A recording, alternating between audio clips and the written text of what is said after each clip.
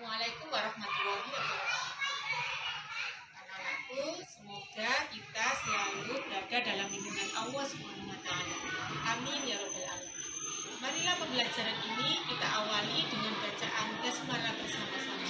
Bismillahirrahmanirrahim.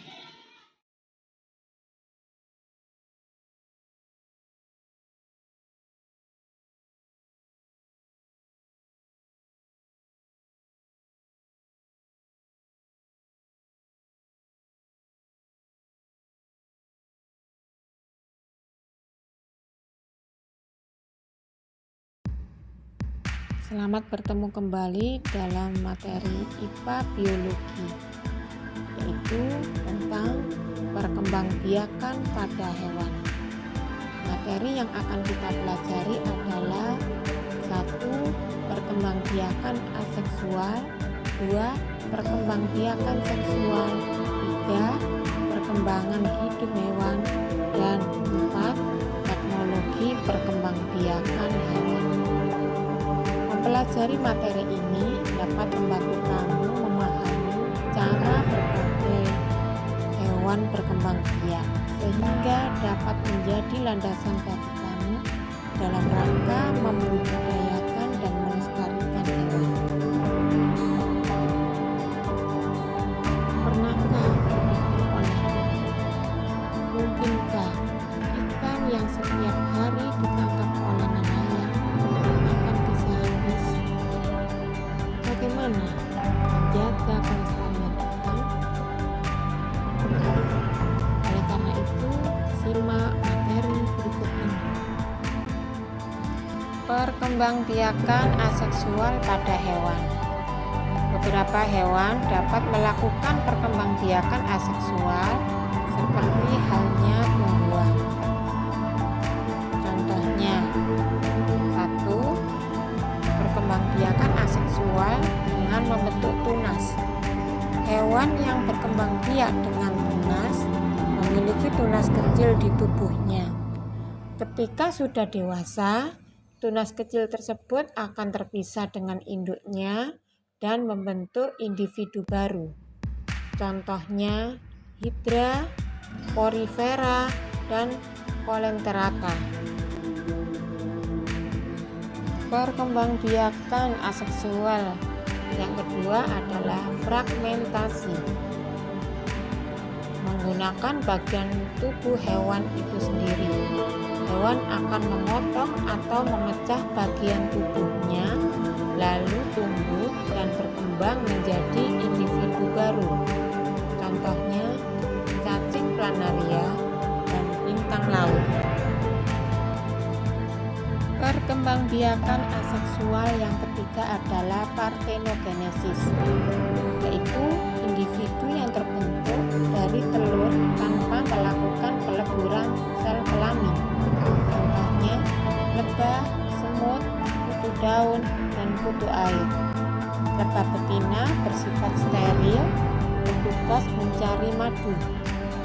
Sedangkan lebah jantan bersifat fertil, mampu memproduksi sel untuk membuai lebah ratu. Lebah ratu dapat menghasilkan telurnya menjadi lebah betina dan lebah jantan.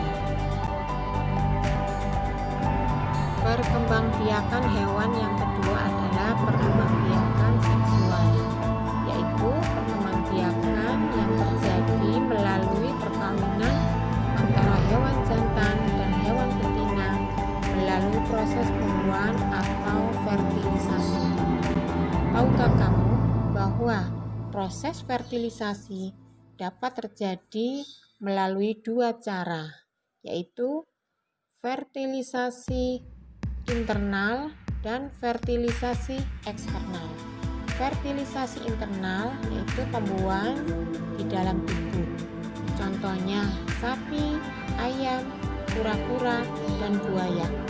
Fertilisasi eksternal yaitu pembuahan di luar tubuh. Contohnya ikan dan katak. Berdasarkan cara perkembangan dan kelahiran embrionya, perkembangbiakan seksual dibagi 3. Yang pertama adalah hewan vivipar atau melahirkan. Ciri-cirinya, embrio berkembang dan mendapat makanan di dalam uterus atau rahim induk betina. Memiliki kelenjar susu, memiliki daun telinga, dan tubuhnya ditutupi rambut atau bulu. Contohnya kucing, singa, sapi, dan lain-lain. Perkembangbiakan seksual yang kedua adalah hewan ovipar atau bertelur. Ciri-cirinya embrio berkembang di dalam telur, tidak mempunyai daun telinga, tidak mempunyai kelenjar susu, dan tidak menyusui anaknya. Contohnya ayam, ikan mujair, katak, dan lain-lain. Perkembangbiakan seksual yang ketiga adalah hewan ovovivipar, bertelur dan melahirkan. Ciri-cirinya embrio berkembang di dalam telur tetapi tidak dikeluarkan dalam bentuk telur. Telur berada dalam tubuh induk betina, setelah itu dilahirkan. Contohnya ikan hiu, kadal, ular, dan lain-lain. Pokok bahasan yang ketiga adalah perkembangan hidup hewan. Selama berkembang menuju kedewasaan, hewan muda tidak mengalami banyak perubahan pada struktur dan fungsi organ tubuh. Selama berkembang, hewan muda hanya mengalami pertambahan ukuran sehingga menjadi lebih besar. Perkembangan hewan tersebut disebut dengan perkembangan langsung. Perhatikan gambar di bawah ini.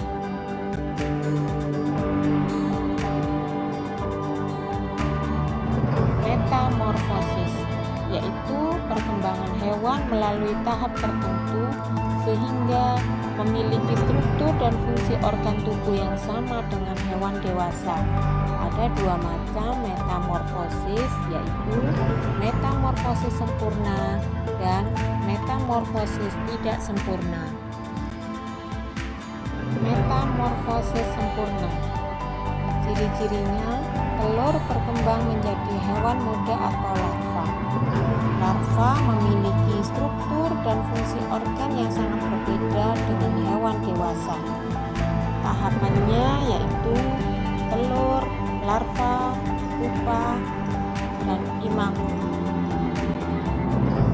Metamorfosis tidak sempurna, cirinya telur berkembang menjadi hewan muda atau nimfa. Nimfa memiliki ukuran lebih kecil dari hewan dewasa. Tahapan metamorfosis tidak sempurna adalah telur, nimfa, imago. Pokok bahasan yang keempat adalah teknologi perkembangbiakan hewan. Di antaranya adalah inseminasi buatan.